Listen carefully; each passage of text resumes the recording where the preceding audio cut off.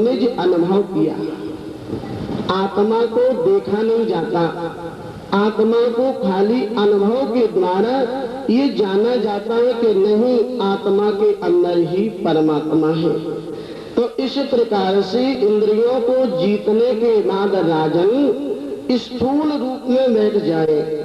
स्थूल का मतलब है आप ऐसे बैठे जैसे किसी ने 50 मन का वजन रख दिया हो। फिर वजन रखने पर तो हिलता नहीं इधर उधर। अपने शरीर को इतना हल्का करे, इतना हल्का करे कि हल्का होने के बाद में जब आप अपने शरीर को ढीला करें तो धीरे से नाभि से वायु को खींचते खींचते इन 6 चक्रों का भेदन करते करते जो ब्रह्मांड में, जिसको हम ब्रह्मरंध्र बोलते हैं, छोटा सा बालक आप कभी देखें तो उसके ठीक मस्तिष्क के बीच में एक लौ की तरह चलता रहता है, जिसको तलवा कहते हैं साधारण सी भाषा में। उसको हमारे शास्त्रों में ब्रह्मरंध्र कहा। तो वहीं पर ब्रह्म कमल होता है।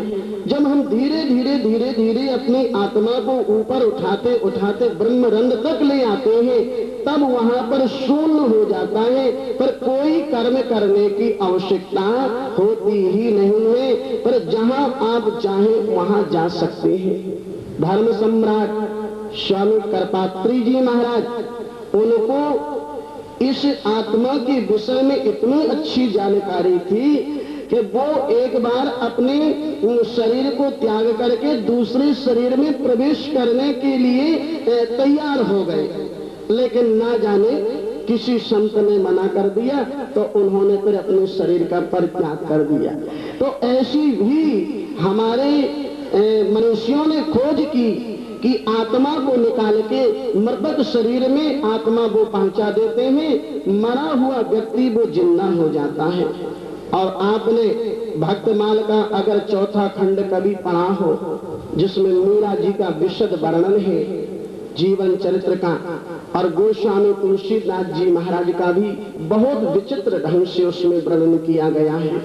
तो उसमें कई इस प्रकार की कथाएं आती हैं, कई आलेख आते हैं, जिनसे विदित हुआ, जो जानकारी हुई कि मरने के बाद भी संत जिंदा कर सकते हैं उस व्यक्ति को, चाहे वो 5 मिनट सही, 10 मिनट सही। और आगे इसी श्रीमद् भागवत की कथा में आप सुनेंगे 6वें स्कंद में कि नारद जी महाराज ने चित्रकेतु राजा के मृतक पुत्र को कह दिया, राजन मैं इस पुत्र को जिंदा कर दूंगा, और जिंदा भी कर दिया।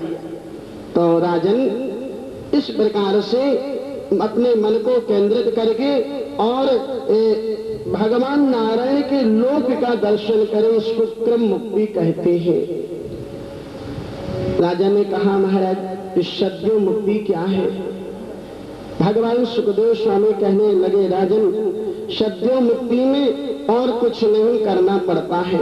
कमल आसन पर बैठ गए और अपने दाहिने पैर की एड़ी को गुदा में लगा करके और धीरे धीरे धीरे धीरे श्वास को रोक करके और प्रत्येक लोक में मन को घुमाना।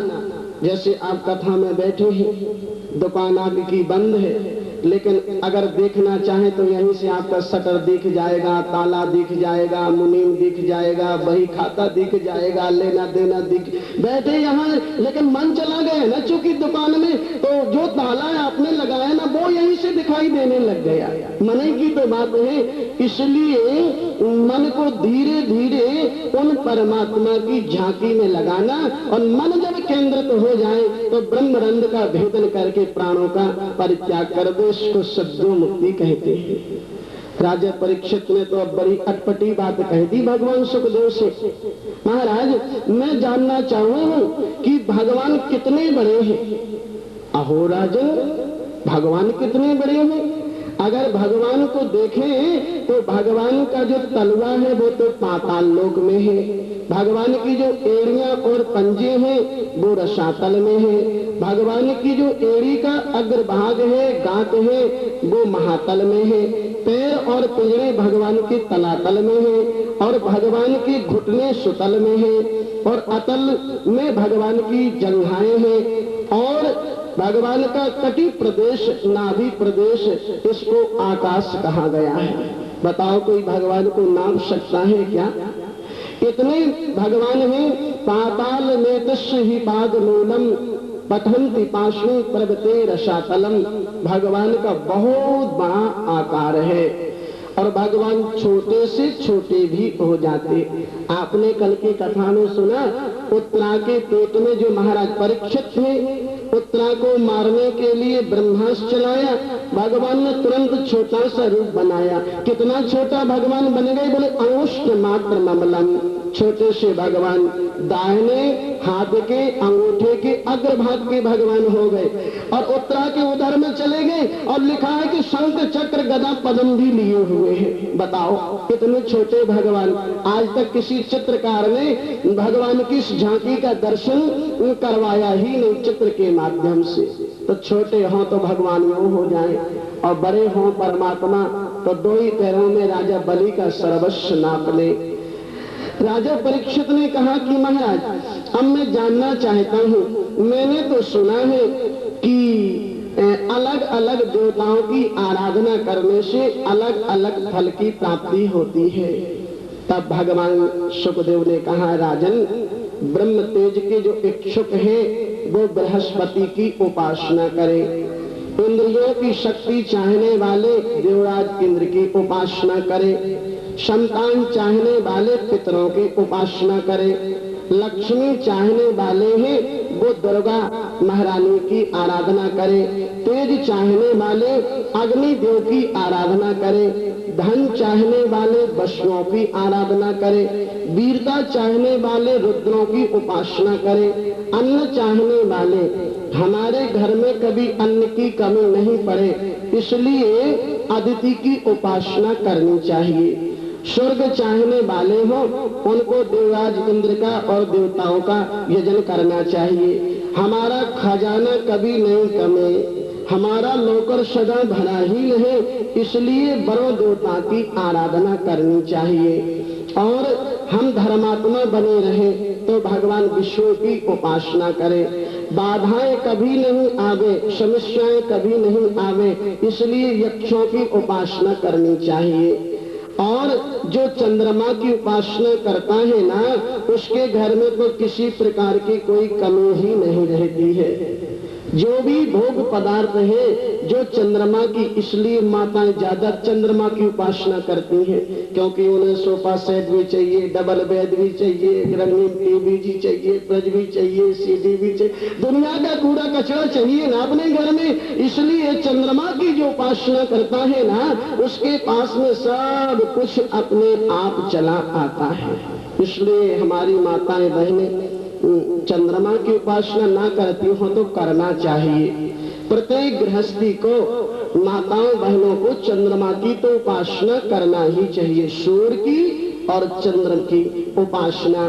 तो इस प्रकार से राज्य चाहने वाले विश्व देवों की उपासना करें। समाज हमारे अनुकूल बना रहे इसलिए 7 देवों की उपासना करनी चाहिए। हमारी आयु में वृद्धि होवे इसलिए अश्विनी कुमारों की उपासना करें। हमारा शरीर पुष्ट बना रहे, हमारी प्रतिष्ठा बनी रहे इसलिए लोक माता की उपासना करनी चाहिए। हमारा सौंदर्य कभी क्षीण ना होवे इसलिए उर्वशी की उपासना करनी चाहिए।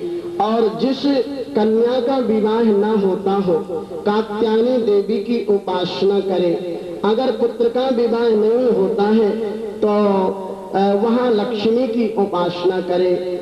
अगर मालिक बनने की इच्छा हो तो महाराज ब्रह्मा जी की उपासना करें। और ये हो कि हम यज्ञ में भाग लेते रहे तो उनको यज्ञ पुरुष की उपासना करनी चाहिए। और जो विद्या चाहने वाले हैं, हमारे पास खूब विद्या आवे, उनको शंकर जी की उपासना करनी चाहिए। चीनी, दूध, दही, घृत, शहद इनको मिला के पंचामृत बनता है। अगर हमारी स्मरण शक्ति कम है, हमें याद करने पर भी याद नहीं आता है, कोई वस्तु रखते हैं भूल जाते हैं, स्मरण नहीं आता है, तो पंचामृत बना करके और प्रत्येक सोमवार को भगवान शिव जी महाराज की आराधना करनी चाहिए। पंचामृत स्नान करावे, शिव जी की आराधना कराए तो उसकी स्मरण शक्ति बनती है। राजा परीक्षित ने कहा महाराज एक और बताइए, जिसका पति और पत्नी का झगड़ा होता हो उनको क्या करना चाहिए? बोलो बांके बिहारी लाल की जय। तो भगवान सुखदेव ने कहा राजन, अगर घर में कलह होता हो, लड़ाई झगड़ा होता हो, आपस में नहीं बनती हो, तब दोनों पति और पत्नी को प्रत्येक सोमवार को माता पार्वती और शंकर की युगल सरकार की पूजा करनी चाहिए। ऐसी मूर्ति हो जिसमें पार्वती और शंकर दादा हो।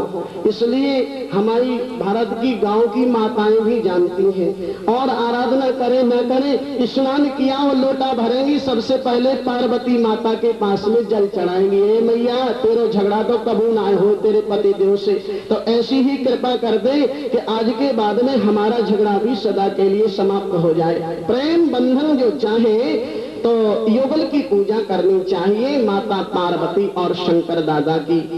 और जो ये चाहे कि हमारी वंश परंपरा, हम लोग भी जब जन्म पत्री देखते हैं तो सब कुछ ठीक होने पर भी संतान जब नहीं होती है तो कुंडली देखने पर पता चलता है कि पितर दोष है, और जब तक पितरों के निमित्त हम का नहीं करते हैं तब तक संतान नहीं होती है।